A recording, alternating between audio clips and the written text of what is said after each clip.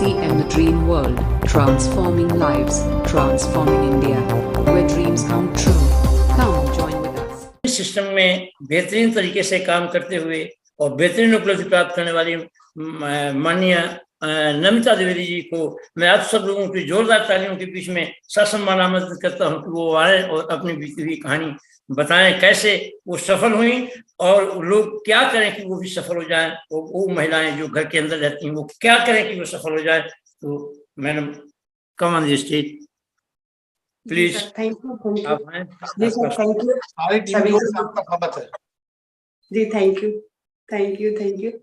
और मैं बहुत सौभाग्यशाली हूँ। सबसे पहले तो सभी को गुड मॉर्निंग और मेरे सभी सीनियर साथी को प्रणाम एंड चरण स्पर्श।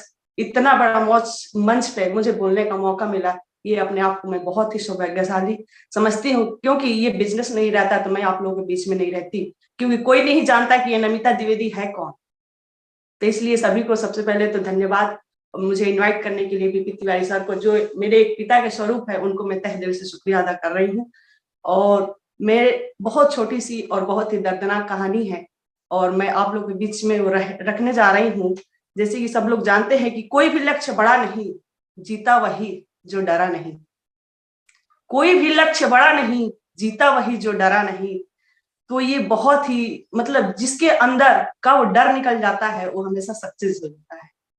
और इसी सक्सेस की कहानी एक मेरी है कि मैं सबसे पहले अब मैं अपना परिचय दे दूं तो मैं यूपी बलिया से, मैं नमिता द्विवेदी और टेक्निकल अचीवर यूपी बलिया से बिलोंग करती हूँ। और बहुत ही खूबसूरत ये बिजनेस हम लोग को मिला है, जो अपने बिजनेस को हम लोग जी रहे हैं और अपने लक्ष्य को एक बहुत ही खूबसूरत तरीके से एक लक्ष्य को पाने के लिए एक मन में हौसला लेके इस मंच पे आए हैं कि मेरे जैसी हर महिलाएं आज जिस मंच पे मैं हूँ, ये मेरे आने से मेरे खुशी नहीं है और मेरे टीम की हर महिलाओं का एक कहानी बने और यूट्यूब चैनल पे चले, तो उससे ज्यादा खुशी मेरे को इस दुनिया में कुछ नहीं मिल सकता है। किस्मत का तो पता नहीं लेकिन मुझे विश्वास है, किस्मत का तो पता नहीं लेकिन मुझे विश्वास है, मेरी मेहनत रंग जरूर लाएगी, आने वाले रंगों के त्योहार होली की अग्रिम शुभकामनाएं सभी को। और मेरा एक छोटा सा परिचय है और मैं अपने कहानी के माध्यम से आप लोगों को बता रही हूँ कि मेरी शादी 2005 में हुई थी और उस टाइम सर एक मल्टीनेशनल ग्रुप में काम करते थे, इंजीनियर के पद पे थे। और सभी माँ बाप का एक मतलब इच्छाएं होती है कि मैं अपनी बेटी की शादी एक नौकरी वाले से करूं। वही मेरे भी माँ बाप का एक इच्छा थी कि मैं भी अपनी बेटी की शादी कोई अच्छे पोस्ट वाले, कोई अच्छी नौकरी वाले करे। और वही हुआ मेरे साथ। 2005 में मेरी मैरिज हुई सर के साथ और बहुत ही खूबसूरत तरीके से सर वो नौकरी कर रहे थे। और जहाँ दमोह सिटी में, वहां पे उनके बड़े पिताजी डिप्टी कलेक्टर थे, वहां पे मेरी शादी हुई। और मेरे पापा जी भी एक बिजनेसमैन थे, वो कोयले के बिजनेस करते थे। तो सबको पता है कि कोयले के बिजनेस, लोग कहते हैं कि जब कोयले में कोई हाथ डालता है तो सोना बन जाता है। मैं भी एक बिजनेसमैन की लड़की थी और मेरे भी कुछ सपने थे कि मेरी भी शादी होगी तो कोई ऐसे व्यक्ति से होगी जो मेरे सारे सपनों को पूरा करे। और वही हुआ और बहुत ही शानदार तरीके से मेरी शादी भी हुई। और मैं 2006 में दमोह शहर में आई और पहली बार मैंने दमोह सिटी में अपने मतलब राज्य से, अपने डिस्ट्रिक्ट से पहली बार मैं घर से बाहर निकली, क्योंकि हम लोग उस जिले में ही मतलब अब शादी से पहले तो कोई ज्यादा घूमता नहीं है, ज्यादा कोई घूमेगा तो इधर उधर अपने रिलेशन में ही जा सकता है। पहली बार मैं घर से बाहर निकली और पहली बार एमपी में मैं आई दमोह शहर में। तो मेरे आने का सबसे बड़ा रीजन था कि चलो शादी हुई तो अपने हस्बैंड के पास जाए। एक साल उनके माँ बाप को मैंने सेवा कर लिया, उसके बाद मैं सर के पास आई। उसके बाद आने के बाद क्या हुआ मेरे साथ, वहां पे आई तो वहां पे बुंदेलखंडी भाषा थी। सबसे पहले तो मुझे भाषा की प्रॉब्लम हुई, मुझे कोई बोलता था तो समझ में नहीं आता था, क्योंकि हमारे यहाँ या तो खड़ी हिंदी चलती है या भोजपुरी चलती है। तो सबसे पहले भाषा की प्रॉब्लम हुई और आई मैं वहां पे और मैं रहना शुरू करी। और सर ड्यूटी सुबह 7:30 बजे जाते थे और शाम को 7:30 बजे आते थे।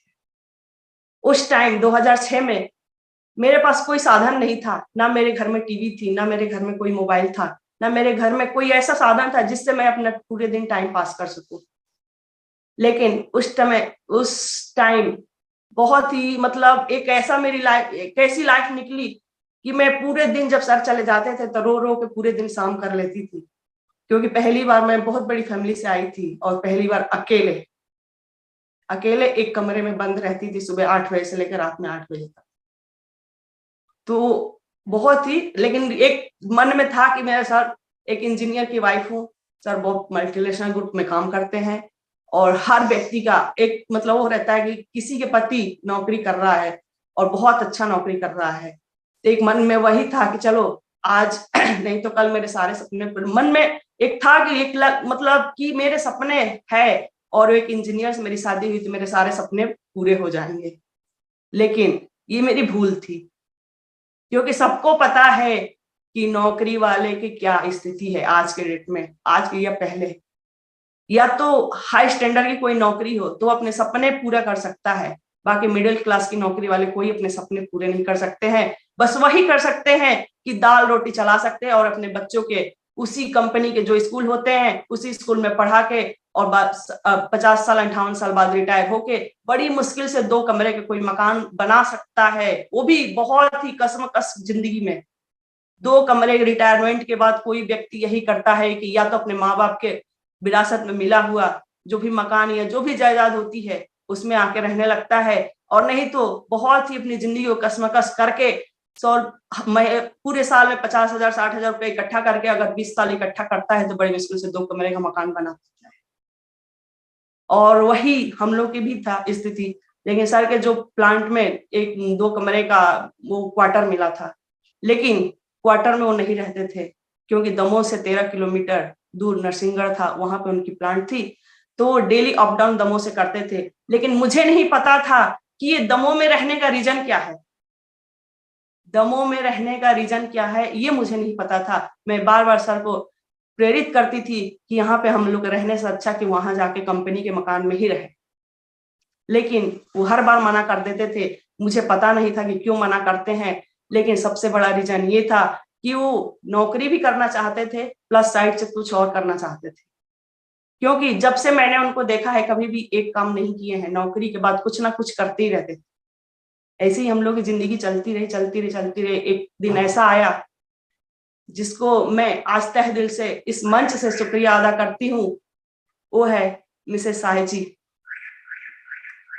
मिस्टर एंड मिसेस साहे जी, दोनों जन हम लोग को बहुत ही मतलब एक फैमिली का मतलब फैमिली में मेरा कोई इतना सपोर्ट नहीं करेगा। सबसे पहले तो आज सुबह आज 11 का दिन है और मेरा व्रत है, मैं तहे दिल से मिसेज अमृता साहे जी को मतलब इस मंच से मतलब बहुत शुक्रिया अदा करती हूँ कि हर मोड़ पे उनने मेरा साथ दिया। मैं जब भी निगेटिव होती थी तो वो मेरे साथ हो जाती, क्योंकि मैं उन्हीं के पास रहती थी। जब मैं निगेटिव मतलब ऐसा होता था कि कोई नहीं था मेरा फैमिली में और उनने हर पल मेरा साथ दिया, हर पल मेरा साथ दिया। जब मैं उदास होती तो अपने पास बुला कर बैठा लेती थी। Recording in progress.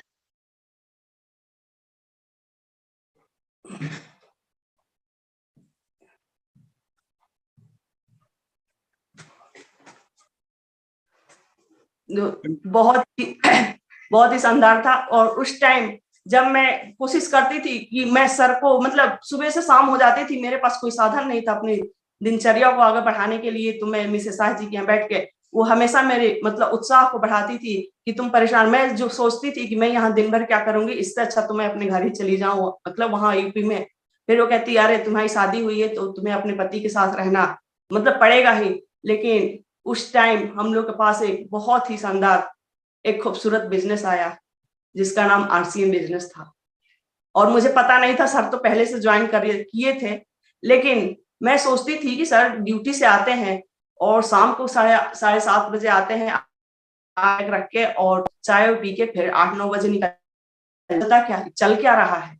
तो मैं अपने मन में सोचते एकदम से मैं बस पूछती थी कि आप कहाँ जाते हैं लेट नाइट, तो बिजनेस करने जाते थे। लेकिन ये बिजनेस है क्या, मैं बहुत ही मतलब अपने आप एकदम से ज्यादा मैं बोल भी नहीं पाती थी, पीछे भी नहीं पड़ पाती थी, लेकिन मेरे मन में एक कोई डाउट फील होता है। सबको पता है कि जो शादी करके अपने हस्बैंड के पास आई जिसके पास और कोई फैमिली नहीं है, बस 2 ही लोग उस मकान में है, और दिन भर तो मैं इंतजार करती थी कि ड्यूटी से आके चलो शाम को तो साथ में रहेंगे, तो चलो पूरा दिन तो निकल गया, कम से कम शाम रात तो अच्छी निकलेगी, लेकिन ये ऐसा मेरे सोच से कुछ उल्टा होने लगा। दिन भर मैं इंतजार करके थक जाती थी और शाम को भी आने के बाद भी कुछ फिर वही, फिर बैग लेके बाहर निकल जाते थे कि क्या है ये, कहते मैं बिजनेस करता हूँ। मैं ये कौन सी बिजनेस है? ऐसे चलता रहा, बहुत कुछ दिनों तक चलता रहा। फिर मैं बार बार मैं अमृता साह जी से बोलती थी कि भाभी ये कुछ हो क्या रहा है, मेरे को तो कुछ समझ में नहीं आया। कहती है तुझे पता नहीं है, मुझे भी पता नहीं है कि चलता क्या है, क्योंकि वो भी जाते हैं और नीचे वो भी जाते हैं, दोनों लोग साथ में निकल जाते थे और हम लोग इंतजार करते करते 12, 1, 2 बज जाए, क्या है कुछ समझ में नहीं आता था सिस्टम। और उस आरसीएम की हम लोग एबीसीडी कुछ भी नहीं जानते थे कि आरसीएम है क्या, आरसीएम में क्या होता है, कैसे प्लान, क्या प्लान बोलते थे लोग, प्लान दिखाने गए, ये वो बहुत सारी और ऐसी घटनाएं चलती रही। फिर मेरी ऐसे ही कुछ समय निकलता रहा, कसमकस जिंदगी ऐसे ही, कभी लड़ाई कभी कुछ। फिर भी मेरी जिंदगी में सोची उथल पुथल मच गई, चल क्या रहा है, कहाँ मैं फंस गई, मतलब बहुत सारे मन में ऐसे डाउट फील होते थे। और उसी टाइम मतलब बहुत ही ऐसे ही चलती रही। फिर सारे वो आरसीएम के प्रोडक्ट लाने लगे, फिर मैं उसको बहुत ही मतलब मैं बता नहीं सकती कि ये जिंदगी में मैंने ये आरसीएम कितना उथल पुथल मचा दिया कि एक दिन ऐसा भी आया कि मैं सोची सर को छोड़ के या तो तलाक दे दूं या मैं छोड़ के चली जाऊं। लेकिन फिर ये बात मैंने मिसेस साय जी से बताया कि मैं अपने घर जाऊंगी, अब मैं सर को छोड़ूंगी। अरे ऐसा मत करना, तुम क्या सोच ली, ऐसा अभी देखते हैं फिर आगे आगे होता है क्या, देखते हैं। ऐसे ही वो जब मैं निगेटिव होती तो वो जरूर मेरे को समझाती थी कि ऐसा नहीं करना, फिर ऐसा करने के बाद अपनी भी बुराई होती है, अपने माँ बाप की भी वो होती है कि यार इनकी कैसी लड़की है। तो बहुत सारी ऐसे क्वेश्चन दिमाग में आती थी। फिर मैंने सर को ऐसे ही मतलब इतने सोच लीजिए कि पूरे दिन ड्यूटी और रात में आरसीएम, फिर वो लड़की क्या करेगी। ना मेरे पास कोई अभी बच्चा था, ना कुछ भी, ना मेरे पास कोई साधन था कि जिसके मैं अपना मतलब टाइम पास कर सकूं। ना मेरे पास टीवी थी, ना मेरे पास मोबाइल था। उस टाइम पूरा दिन या तो मैं बुक्स पढ़ती थी या तो यूं ही घर में इधर उधर काम करने में टाइम पास कर लेती थी, या तो फिर शाम को जाके मैं वो भाभी जी से बात करती थी। कोई था ही नहीं मेरा, मैं किसके पास जाऊं, क्या करूं। बहुत ही जिंदगी मेरी मतलब ऐसी चलती थी। और बहुत ही समस्याओं का मैंने एक मतलब समस्या मैं आप लोग को गिनती करूंगी तो 2, 4, 5 घंटे निकल जाएंगे, क्योंकि समय लिमिटेड है। इसलिए शॉर्ट में मैं अपनी कहानी बता दूं कि उस टाइम फिर मेरी बेटी मतलब मैं प्रेगनेंसी मेरी हुई, फिर मेरी बेटी पेट में आई।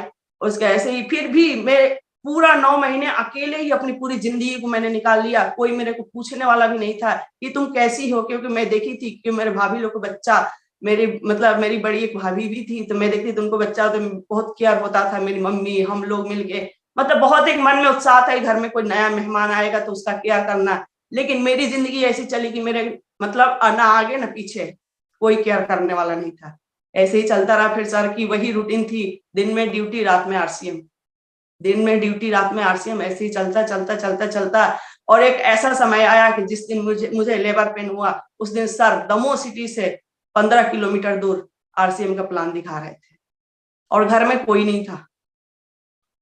फिर ऐसे एक जो सर के वो एक साइड में वो विनीता जैन वो काम करती थी, मैंने उनको फोन लगाया और वो आई। फिर ऐसे फिर ये भाभी जी नीचे से आई, ऐसे ही कर करके हमें वो लोग फातिमा नर्सिंग होम में ले गए। मेरे जाने के बाद वहां पे एडमिट होने के बाद सर वहां से प्लान दिखा के आए जब फोन गया। फिर ऐसे ही चलता रहा जिंदगी। फिर भी ऐसे ही चलते ये आरसीएम बिजनेस एक दिन ऐसा आया 2009 का दिन है जिस टाइम ऐसे ही अब सर भी मेरे से और इस बिजनेस और ऐसे ही उनको कुछ ऐसा आया होगा कि उनने एक नौकरी को ड्रॉप कर दिया। अब जब नौकरी को ड्रॉप किया, सोचिए जिस लड़की की शादी एक इंजीनियर से हुई है और उसका हस्बैंड नौकरी छोड़ दे और घर में बैठ जाए, फिर क्या होगा। उनको आरसीएम पे इतना विश्वास था, इतना सब कुछ था कि उन्होंने इतनी अच्छी नौकरी को ड्रॉप कर दिया और नौकरी ड्यूटी जाते नहीं थे और मेरे से भी बताया नहीं कि मैंने नौकरी ड्रॉप कर दिया। घर में रहते, मैं बार बार पूछती थी कि आप ड्यूटी क्यों नहीं जाते हैं, तो छुट्टी पे हूँ। भाई आज तक तो मैं नई शादी करके आई, फिर भी इन्हें कभी छुट्टी पे नहीं रहा इतने दिन। आज अब क्या ऐसा हो गया कि 1 हफ्ते निकल गए, 10 दिन निकल गए, कितनी छुट्टियां हैं, कैसे छुट्टी। फिर भी इन्होंने बताया नहीं कि मैं क्यों नहीं जा रहा हूँ, कि या नौकरी ड्रॉप कर दिया या कुछ भी। जब मैं क्वेश्चन करती थी कि ड्यूटी क्यों नहीं जा रहे हैं, तो छुट्टी पे हूँ। फिर एक ऐसा दिन आया कि सर के एक नायक जी इनके फ्रेंड थे ड्यूटी के, वो आए दमोह में। जैसे अंदर आए, ये सो रहे थे, तो उनने बोला, और बाबू कैसा चल रहा है, नौकरी छोड़ के कितना मजा आ रहा है। फिर मेरे को एकदम से अचानक से जैसे होता है कि पैरों के नीचे से जमीन खिसक गई, क्योंकि नौकरी छोड़ दी। हाँ, क्योंकि ऐसा क्या। फिर जैसे मेरे को पता चला, फिर इन्हें दूसरे से बोला कि तुम कहीं बताओ कि नहीं, ना अपने मम्मी पापा को ना मेरे मम्मी पापा को। क्योंकि चलिए ठीक है, सो अब मैं तो अपने आप में, जिसके पास एक 9-10 महीने की लड़की हो और जिसका हस्बैंड नौकरी छोड़ के घर में बैठा हो, फिर सोचिए। फिर मेरे आरसीएम पे, उस टाइम सर आरसीएम करते थे, और ऐसा नहीं था कि नौकरी से कम कमाते थे, नौकरी से ज्यादा आरसीएम से पैसा आता था। लेकिन फिर भी मैं बिल्कुल निगेटिव, मैं आरसीएम में मुझे 1% भी कोई विश्वास नहीं था कि ये आज पैसा आ रहा है, कल आएगा कि नहीं। मैं उस टाइम ही सर के मतलब अच्छा इनकम आता था आरसीएम से, लेकिन मैं बिल्कुल उससे 1% कहीं से भी, मेरे को आरसीएम से कोई लगाव नहीं था। और बहुत ही शानदार ऐसे चलता रहा सर। फिर 2009 फिर मैं बिल्कुल विरोध घर में करती रही आरसीएम के बारे में, ना कोई मैं प्रोडक्ट यूज करती थी, ना कुछ भी A to Z कुछ भी नहीं। फिर सर को कुछ ऐसा लगा होगा, उनने बोला कि एक मतलब बहुत अच्छा मतलब प्रोग्राम हो रहा है जबलपुर में, तुम चलो। मैं बोली, मैं अगर कोई प्रोग्राम हो रहा है तो मैं जाऊंगी, पर अगर आरसीएम का प्रोग्राम हो रहा होगा तो मैं नहीं जाऊंगी, क्योंकि इस आरसीएम ने मेरी पूरी लाइफ को तहस नहस कर दी है। मैं कभी नहीं जाऊंगी आरसीएम का प्रोग्राम। बोले नहीं, आरसीएम का प्रोग्राम नहीं है, इनकी मेरी सिस्टर इनला भी जबलपुर में रहती, उनके यहाँ कोई प्रोग्राम होगा, वहां जाना पड़ेगा। फिर हम लोग ऐसे ही, मैं गई जबलपुर में गई, लेकिन सर ने झूठ बोल के मुझे ले गया था और जबलपुर के प्रोग्राम में बैठाया, आरसीएम के प्रोग्राम में। वहां पे एसपी सर का कोई प्रोग्राम था, उसमें मैं गई और मैं बिल्कुल निगेटिव थी, मेरे कोई प्रोग्राम से इंटरेस्ट नहीं था, कुछ भी नहीं था।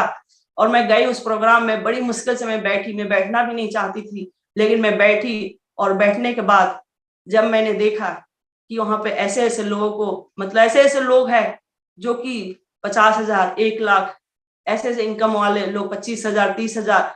उस टाइम 50,000, 25,000 जो 2005-06 में उसकी बहुत महत्वता थी, क्योंकि सर की सैलरी भी ऐसे ही थी 12-13 हजार रुपया। तो मैं सोचती थी चलो सैलरी 12-13 हजार, इसमें तो 25,000, 50,000 भी लोग कमा रहे हैं।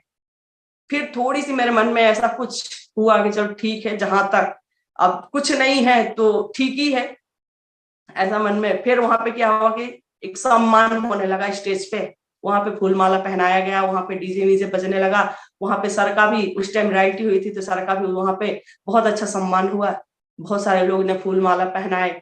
तो मुझे को दिमाग में थोड़ा सा ऐसा लगा कि पैसा तो सभी कमाते हैं, पैसा तो कहीं से आ ही जाएगा, लेकिन इतना सम्मान, इतना बड़ा सम्मान, इतने बड़े स्टेज और इतनी खूबसूरती से फूल माला पहनाया जा रहा है, कुछ तो है इसमें। फिर वहां से मेरा दिमाग थोड़ा थोड़ा आरसीएम के प्रति डाइवर्ट होने लगा, और मैं उस प्रोग्राम के बाद आई फिर वापस दमोह, और मैं धीरे धीरे फिर मैं पहले चाय पत्ती वगैरह यूज करने लगी, फिर साबुन वगैरह, उस टाइम बहुत कम प्रोडक्ट भी आते थे, तो ऐसे करने लगे। फिर मतलब थोड़ा बहुत मेरे को ऐसा एनर्जी उस प्रोग्राम से मिला। मेरे साथियों, अगर किसी घर में निगेटिविटी आ रही है, किसी की फैमिली सपोर्ट नहीं कर रही है, तो सबसे पहले आरसीएम का प्रोग्राम दिखाई। क्योंकि जब मेरा दिमाग डाइवर्ट हो गया आरसीएम के प्रोग्राम देख के, क्योंकि मेरे आरसीएम से इतनी नफरत थी कि मैं आरसीएम के नाम सुनना भी नहीं चाहती थी, क्योंकि आरसीएम ने मेरा सब कुछ छीन लिया था। आरसीएम ने मेरा मतलब जो एक पति पत्नी का प्यार होता है वो भी मेरे से छीना था ये आरसीएम। क्योंकि टाइम की और कोई ऐसा नहीं था कि मतलब सारे इधर उधर कुछ कर रहे हैं, लेकिन जब नया व्यक्ति या नई लड़कियां अपने पूरी फैमिली को छोड़ के किसी के, अगर किसके लिए आती है किसी घर में, तो एक इकलौता होता है उसका पति, जिसकी वजह से अपने सब कुछ छोड़ के, सब कुछ त्याग करके, एक पति के लिए सब कुछ त्याग करके उस घर में, और उसका साथ ना मिले तो सोचिए कि उसका क्या हाल होगा।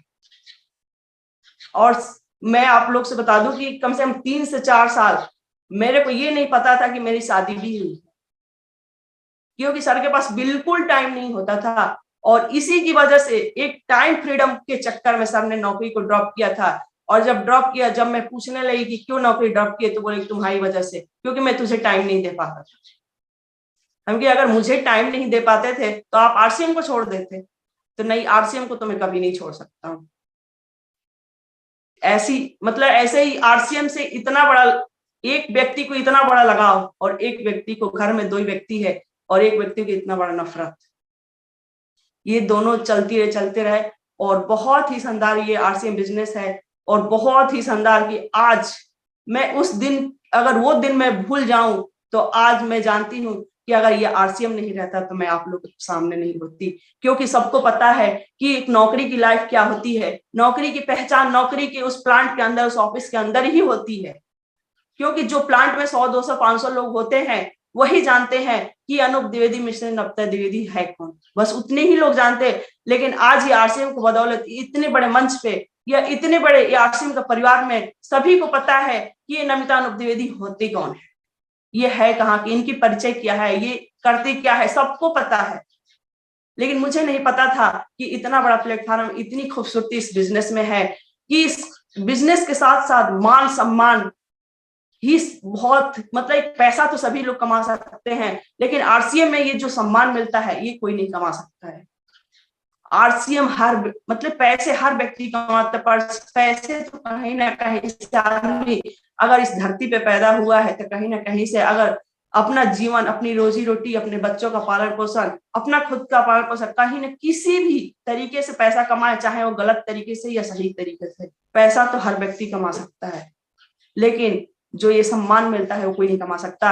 और ये आज ये आरसीएम की देन है कि आज मैं आप लोग बता दूं, उस टाइम 2005-6 सात, मतलब 2005 से लेकर 2009 तक की मेरी जो जिंदगी थी वो बहुत ही दर्दनाक थी। वो मैं आप लोगों के पास शब्दों में बयान नहीं कर सकती हूँ क्योंकि कितनी दर्दनाक मेरे साथ घटना हुई थी। उस दमोह शहर में रह के, एक कमरे के मकान में रह के मैं कुएं से पानी निकालती थी क्योंकि दमोह शहर में पहले पानी की बहुत किल्लत थी। हम लोग कुएं से पानी निकालते थे, खरीदते थे पानी। और मेरी प्रेगनेंसी थी, फिर भी लोग बोलते हैं कि प्रेगनेंसी में सभी लोग रेस्ट करते हैं, उनकी केयर होता है, लेकिन उस 8-9 महीने की प्रेगनेंसी में लेके और कुएं से पानी निकाल के अपनी जिंदगी को मैंने काटा है। क्योंकि मतलब वो जिंदगी मैं अपनी कभी भूल नहीं सकती, चाहे मैं कितनी भी ऊंचाइयों पे चली जाऊं, कभी नहीं भूल सकती। और ये आज का दिन है, ये आरसीएम बिजनेस का देन है कि आज मेरे पास वो सब कुछ है जो मैंने कभी सोचा भी नहीं था। आज मैं चाहती हूँ जिस चीज पे मैं हाथ रख देती हूँ मेरा हो जाता है। आज ये आरसीएम का देन है कि मेरे 4 महानगरों में मकान है। ये आरसीएम के देन है कि जो चीज मैं चाहती हूँ आज हर एनिवर्सरी में, जो मतलब आज कोई भी, चाहे तनिष्क का गोल्ड हो, चाहे डायमंड का मतलब सेट हो, चाहे कुछ भी हो, हर एनिवर्सरी में, हर फेस्टिवल में सर मेरे को गिफ्ट देते थे। लेकिन इतनी बड़ी सपने मैंने सोचा नहीं था क्योंकि एक सपना मैंने वही सोचा था कि मेरी शादी एक प्राइवेट नौकरी वाले से हुआ है, तो सपने भी मेरे वहीं तक सीमित थे।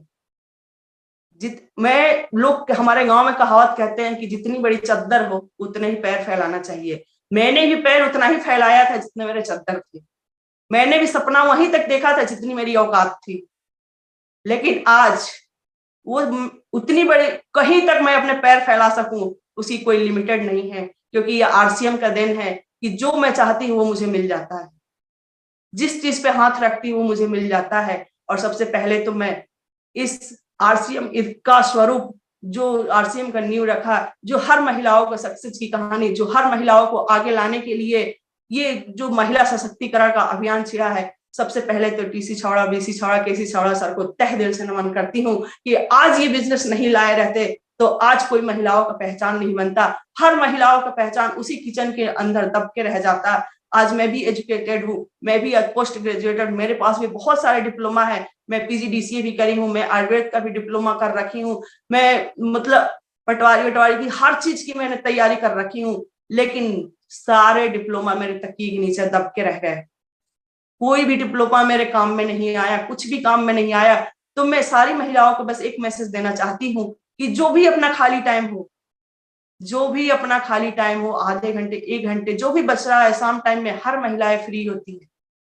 हर घर की महिलाएं शाम टाइम में फ्री रहती हैं क्योंकि मैं भी एक हाउसवाइफ हूँ, मैं भी कोई जॉब नहीं करती हूँ कि पूरा दिन काम करते हैं, लेकिन शाम को 1 आध घंटे 2 घंटे जरूर फ्री रहते हैं। उस टाइम को, उस समय को अगर इस बिजनेस में हम लगाएंगे तो अपनी, मेरी भी जिंदगी में 4 चांद लग, सबके जिंदगी में 4 चांद लग जाएगी अगर आधे से 1 घंटे इस बिजनेस में देना शुरू कर दिया तो।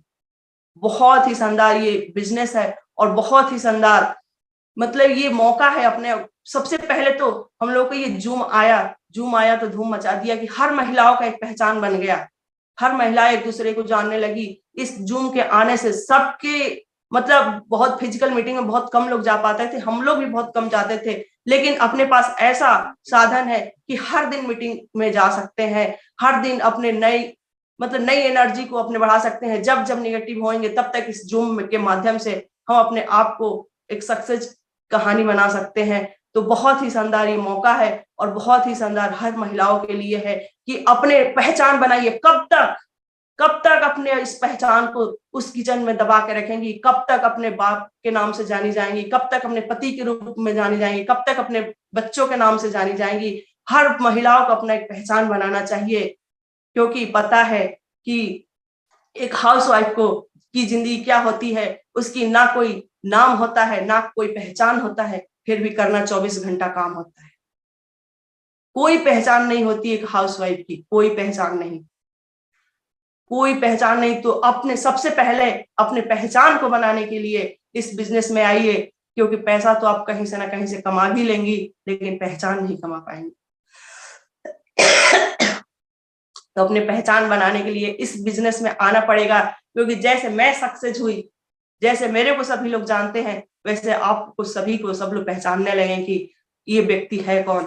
ये मैं जैसे मेरी भी बहुत छोटी सी कहानी थी, मेरी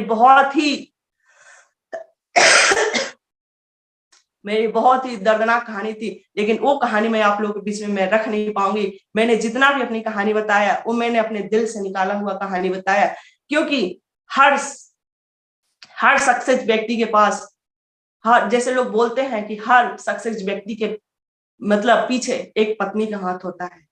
मैंने अपने पति को पहले तो बहुत डिस्टर्ब किया, लेकिन जब से पता चल गया कि मतलब इससे क्या क्या मिल सकता है प्रोग्राम में जाने के बाद, मैंने अपने पति को पूरा सपोर्ट करने लगी।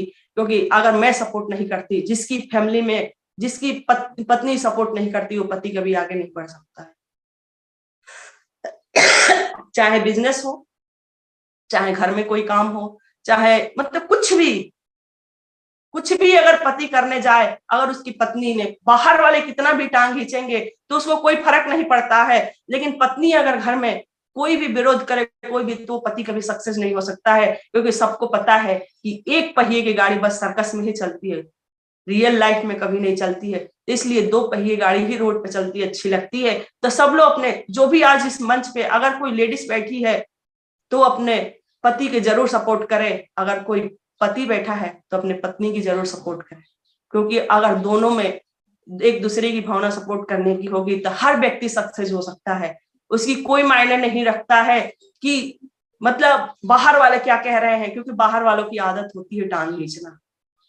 अगर बाहर वालों ने टांग खींच दिया और हम उस टांग को सीधे कर दिए तो मेरे पति जरूर या आगे बढ़ सकता है, हर सक्सेस की कहानी लिख सकता है, हर व्यक्ति सक्सेस हो सकता है अगर जिसकी पत्नी सपोर्ट करती है। और मैंने सर को पूरा सपोर्ट किया, मतलब इतना सपोर्ट किया कि मेरे पास छोटी सी बच्ची थी और पहले फार्म भरा जाता था, वो भी दिन मैंने देखा है। अब तो सब कुछ डिजिटल हो गया और सर के यहाँ कट्टे के कट्टे फार्म आते थे, बाहर गांव से आते थे और वो गांव वाले पूरे दमोह शहर में आकर रुकते थे और मैं एक दिन में कम से कम 100 पूड़ियां बनाती थी, 100 रोटियां बनाती थी उन व्यक्ति को खिलाने के लिए जो गांव से फार्म लेके आते थे क्लोजिंग के टाइम। क्योंकि जब मैं उस टाइम उस माहौल को देख के, उस बिजनेस को देख के अगर मैं सक्सेस हो गई हूँ, तो अभी तो डिजिटल युग है, सब कुछ ऑनलाइन होने लगा है, अब तो कोई काम ही नहीं है। पहले जो आरसीएम था उसमें बहुत काम होते, बहुत सारे, हर लोग घर में होम मीटिंग होती थी, घर में 4-6 लोग हमेशा आते रहते थे, उनको चाय नाश्ता देना पड़ता था। अब तो ना कोई आता है ना कोई जाता है, सब कुछ मोबाइल के माध्यम से होता है। तो अब तो बहुत ही ऐसा, पहले प्रोडक्ट नहीं होते थे, जब हम लोग इतने पॉजिटिव है, अब तो इतने सारे प्रोडक्ट है, इतनी खूबसूरती इस प्रोडक्ट की कि मार्केट में कोई है ही नहीं ऐसा प्रोडक्ट। चाहे किसॉल के प्रोडक्ट हो, चाहे हाइजीन के प्रोडक्ट हो, चाहे डेली नीड का हो, चाहे मतलब किचन वेयर, कुछ भी A to Z आप 1000 प्रोडक्टों में से कुछ भी उठा के देख ले, अगर एक भी प्रोडक्ट में लेकिन हो गया तो मैं आरसीएम करना छोड़ दूंगी। बहुत ही, जैसे ही कहा जाता है खुद को मत बदलिए, खुद को मत बदलिए दूसरों को दिखाने के लिए, खुद को मत बदलिए दूसरों को दिखाने के लिए, खुद को बदलिए सिर्फ और सिर्फ अपने लक्ष्य को पाने के लिए। अगर मेरा लक्ष्य सही होगा, अगर मेरा लक्ष्य रहेगा कि मैं आरसीएम में सक्सेस हो जाऊं, अगर मेरा लक्ष्य रहेगा कि मैं आरसीएम में करोड़पति बन जाऊं, अगर मेरा लक्ष्य रहेगा कि मैं आरसीएम में डायमंड जाऊं, तो उसे कोई नहीं रोक सकता। क्योंकि एक महिला के अंदर बहुत ही क्षमताएं होती है। महिला इतनी सहनशीलता होती है कि वो हर दर्द को बड़ी हंसी खुशी से सहन कर लेती है। जब हर महिलाएं अपने माँ बाप को छोड़ के आती है और दूसरे घर में इतने हंसी खुशी से एडजस्ट हो जाती है, दूसरे परिवार को एक्सेप्ट कर लेती है, तो ये आरसीएम क्या है। क्योंकि सबको पता है, बहुत लोग के मतलब धीरे धीरे कि अरे अगर मैं किसी से बात करती हूँ आरसीएम के बारे में कि ये क्रीम बहुत अच्छा है, ये प्रोडक्ट बहुत अच्छा है, तो सारी महिलाएं मजाक उड़ाती है, अरे मैं तो ब्रांड यूज करती हूँ, मैं तो ब्रांडेड यूज करती हूँ। ये बात मैंने भी सर से बोला था कि मैं भी ब्रांडेड यूज करती हूँ। वो दिन मेरे को याद आता है तो मैं फिर बोलती हूँ कि अरे भाभी जी, अब अगर आपने लक्मे का कोई प्रोडक्ट यूज करती हैं, कोई भी क्रीम पाउडर जो भी होता है, लक्मे का प्रोडक्ट यूज करते, क्या वो ब्रांड वाले आपके शहर में आता है और आपको बुलाता है क्या कि आप आइए मेरे साथ एक सेल्फी हो जाए? तो बोली कि नहीं। तो मैंने जवाब दिया वो कभी नहीं हो सकता। लेकिन ये आरसीएम एक ऐसा ब्रांड है, एक आरसीएम का ऐसा क्रीम है, ये आरसीएम का ऐसा ब्रांड है कि अगर आप इसको यूज करेंगी तो यूज करते करते आप तो ब्रांड बन ही जाएगी, अपने अड़ोसी पड़ोसी को भी ब्रांड बना देंगी आप, और आप पूरे हिंदुस्तान में आपकी एक वीडियो बनेगी, पूरे हिंदुस्तान आपकी सेल्फी लेंगी, एक मंच पे ऐसा बड़ा सम्मान होगा कि जो कभी आप जिंदगी में सोचा भी नहीं था। तो बोले ये बात तो सही है, तो अगर ब्रांड को यूज करता है, उस ब्रांड को छोड़ नहीं पा रहा है, तो कभी सक्सेस नहीं हो सकता है। सबसे पहले सक्सेस होने के लिए एक ही फार्मूला है, 100% प्रोडक्ट। अगर 100% प्रोडक्ट आपने यूज कर लिया तो यूं ही आप सक्सेस हो सकते हैं। 100% अगर किसी ने प्रोडक्ट आरसीएम की यूज कर लिया तो यूं ही सक्सेस हो सकता है, उसकी सक्सेस की कहानी एक बनेगी। और जैसे मैं पहले हर व्यक्ति निगेटिव होता है, लेकिन निगेटिव होने के बाद अगर उसको धीरे धीरे प्रोडक्ट में रुचि हो जाती है, अगर वो आरसीएम से अगर प्यार करने लगे, और वो वाला प्यार दिखावटी वाला नहीं, जो मैं आप लोग को बता दूं कि हर व्यक्ति को, हर महिला पुरुष को जो 16 साल से 20 साल की एज में जो प्यार होता है, मैं ये नहीं जानती, हर व्यक्ति के अंदर एक चाहत होती है। अगर किसी भी या लड़का हो तो किसी लड़की को अगर मन में बैठा लेता है तो उसके लिए उसके पैर में बंधन भी बंध जाते हैं, उसके पैर को दबा भी दिया जाता है, उसको कमरे के अंदर बंद भी कर दिया जाता है, फिर भी एक झलक पाने के लिए वो बेचैन रहता है। वो प्यार नहीं जो आपके 35-40 साल की एज में हो, वो प्यार होना चाहिए जो आपको 16 से 20 साल की एज में होती है। वो प्यार अगर आपको आरसीएम से हो जाएगा तो आपको आरसीएम में सक्सेस होने से कोई नहीं रोक सकता। तो आरसीएम को सबसे पहले तो अपना चॉइस बनाना चाहिए, आरसीएम को सबसे पहले अपना सपना बनाना चाहिए। और सपने वो नहीं जो सोए हुए, सपने वो नहीं जो सोए हुए आप देखते हैं, सपने वो बनाइए जो जागते हुए भी आपको RCM RCM RCM RCM RCM ही दिखे। अगर ऐसा सपना बना लेंगे तो आपको कोई नहीं सक्सेस होने से रोक सकता है।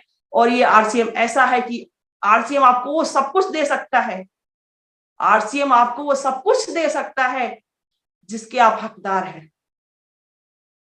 और आरसीएम के हर चीज आरसीएम आरसीएम आरसीएम आरसीएम अगर आरसीएम की भूत किसी पे चढ़ जाए तो भूत कभी उतरता नहीं है। जैसे हम लोग पे भूत चढ़ा, पहले तो नहीं चढ़ा था, लेकिन अब तो ऐसा भूत चढ़ा है कि मैं तो जानती हूँ सुबह से उठने से लेके गुड मॉर्निंग से लेकर गुड नाइट तक आरसीएम की हम लोग गाना गाते हैं कि अगर आरसीएम के पेस्ट भी करेंगे तो आरसीएम की, और रात में बेडशीट पे सोएंगे तो भी आरसीएम, पूरा दिन आरसीएम आरसीएम आरसीएम। तो ये आरसीएम को बहुत ही खतरनाक भूत है, पर जल्दी किसी को लगती नहीं है, मुश्किल यहाँ पे आ जाती है, और लग जाती है तो छोड़ती नहीं है।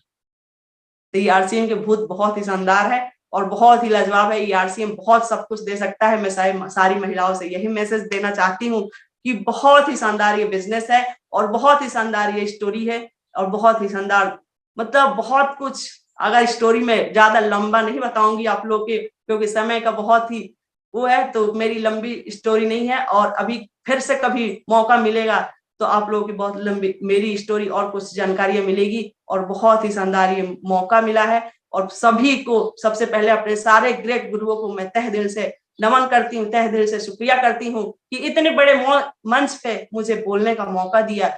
और सबसे पहले अपने great guru great upline Mrs Ravi Amrita Shah ji को तहे दिल से शुक्रिया करती हूँ, जिसके माध्यम से ये बिजनेस मुझे मिला, जिसके माध्यम से मैं यहाँ तक पहुंची, जिनके माध्यम से, क्योंकि जब मैं निगेटिव होती हूँ तो मुझे पॉजिटिव करने के लिए मेरे पीछे कोई खड़ा हो जाता है। और आज सबसे पहले और उसके बाद से मैं मतलब छावड़ा सर को मैं तहे दिल से शुक्रिया करती हूँ कि ये महिलाओं को एक, क्योंकि सबको हर महिलाएं, जो महिलाएं का जॉब नहीं मिलता वो महिलाएं बहुत दुखी होती है और अपनी सारी जिंदगी एक किचन के अंदर निकाल देती है। तो आज जो भी हाउसवाइफ बैठी है, जो भी महिलाएं मतलब जो अपने कमरे में, जो अपने मकान के अंदर बंद रहती है, वो महिलाएं उभर के बाहर आए और इस आरसीएम में थोड़ा बहुत टाइम देना शुरू करे। तो आज जैसे मैं इस मंच पे आई हूँ, मेरी कहानी बन रही है, ऐसे आप लोगों की भी कहानी एक बनेगी। तो बहुत ही शानदार, बहुत ही लाजवाब, बहुत ही, अगर टाइम की कोई लिमिटेड ना हो तो मैं बात आगे बढ़ाऊं, अगर टाइम हो गया है तो मैं सबको तहे दिल से शुक्रिया कर रही हूँ।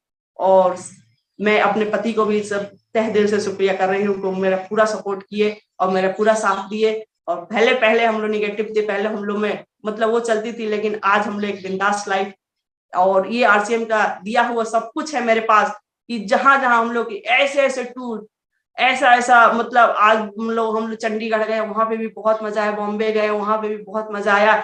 तो आज आरसीएम ने मुझे सारे सपने पूरे कर दिया, सारे सपने। मुझे घूमने का बहुत शौक था और मुझे पता था कि अगर नौकरी में रहती तो मैं दमोह के आसपास ही कोई सिटियों में, कोई जगह, कोई मंदिर में घूम सकती थी, लेकिन ये आरसीएम के बदौलत पूरा हिंदुस्तान में घूम चुकी हूँ और अभी भी घूमने का बहुत मौका मिलता है। और सभी को तहे दिल से शुक्रिया करते हुए कि आज मुझे इतने बड़े मंच पे बोलने का मौका मिला, तो मैं 2 लाइन और बोल दूंगी कि चलती है गाड़ी, उड़ता है फूल धूल, चलती है गाड़ी, उड़ता है धूल, पहले मिलेंगे कांटे फिर मिलेंगे फूल, पहले मिलेंगे कांटे फिर मिलेंगे फूल, यही है कामयाबी का रूल, यही है कामयाबी का रूल। और सबको तहे दिल से शुक्रिया करते हुए सबको, सभी ग्रेट अपलाइनों को जय आरसीएम, जय आरसीएम, जय आरसीएम, शुक्रिया। Thank you. बहुत ही शानदार स्टोरी। मैं चाहूंगा एक बार शानदार ताली होना चाहिए इस मां शक्ति के लिए, जिन्होंने इस संघर्ष के माध्यम से आज अपने जीवन को सफल बनाया। कहा जाता है ना संघर्ष ना तकलीफ है तो क्या मजा है जीने में, ना संघर्ष ना तकलीफ है तो क्या मजा है जीने में, तूफान भी थम जाता है जब लक्ष्य रहता है सीने में। तो साथियों, यदि आप जीवन में लक्ष्य बनाते हैं, अपने मां शक्ति को आगे करते हैं, तो कामयाबी आपका कदम चूमती है। तो मैं 1 मिनट के लिए इन्वाइट करता हूँ मिस्टर अनूप कुमार द्विवेदी जी के लिए। वो बताएंगे आज उनके जीवन में जो परिवर्तन आया है। अनूप कुमार द्विवेदी, ओनली 1 मिनट के लिए। अनूप सर, शायद कोई बात नहीं, लगता है टेक्निकल फॉल्ट होता है। आइए हम आगे बहुत शानदार, बहुत ही शानदार और रियलिटी, बहुत ही कहानी तो रियलिटी नमिता दीदी की बहुत ही सक्सेस कहानी है और बहुत बड़ा सपोर्ट किया है। मैं भी जैसे आप लोगों से बार बार बोलता रहता हूँ कि अगर वो नहीं होती तो मैं आज इस बिजनेस में नहीं होता, क्योंकि नो डाउट चुनौतियां तो लाइफ में रहती हैं और हर व्यक्ति की रहती हैं, लेकिन सफलता इतनी आसानी से नहीं मिलती है। सफलता के लिए बलिदान त्याग करने की जरूरत होती है। उन्होंने बहुत किया, कमिटमेंट किया। आज रियलिटी उनकी लाइफ खुद अपनी आंखों से देख सकती हैं और महसूस करती हैं। आप लोगों ने सुना, बहुत ही शानदार सर। इसी बीच में आगे की कड़ी के लिए आपको बढ़ाइए सर। Thank you sir. आइए हम कार्यक्रम आगे बढ़ाते हैं। इन्वाइट करते हैं गुरुदेव BM गुप्ता जी के लिए, वो आएंगे और मैडम हेल्थ कार्ड वाली मैडम को लाएंगे। जी बिल्कुल बिल्कुल, बहुत बहुत धन्यवाद सभी साथियों के लिए जो अपना बिल्कुल कीमती समय हमें दे रहा है, और स्पेशली आज नमिता द्विवेदी जी के लिए जिन्होंने अपनी दर्द भरी कहानी, जो आज मुझे वो राज पता चला कि मेरा फोन क्यों नहीं उठाया जाता था, वो रहस्य आज खुल गया है। तो चलो मैं उनसे माफी मांगता हूं कि मैंने बहुत सारे कष्ट आपके जीवन में दिए, लेकिन भगवान ने उसके बदले में आपको सुख भी दिए हैं। तो ऐसा सबके जीवन में होता होगा, लेकिन आज वो स्टोरी के माध्यम से पता चल रहा। कई बार मेरा जब फोन नहीं उठता था तो वो मैं सोचता था पता नहीं क्या वजह है, लेकिन आज वो राज खुल गया। मैं धन्यवाद देता हूं उनके लिए, उनके धैर्य के लिए कि उन्होंने फोन उठा के मना तो नहीं है, कम से कम मना तो नहीं किया है। ये बहुत बड़ी बात है हमारे लिए।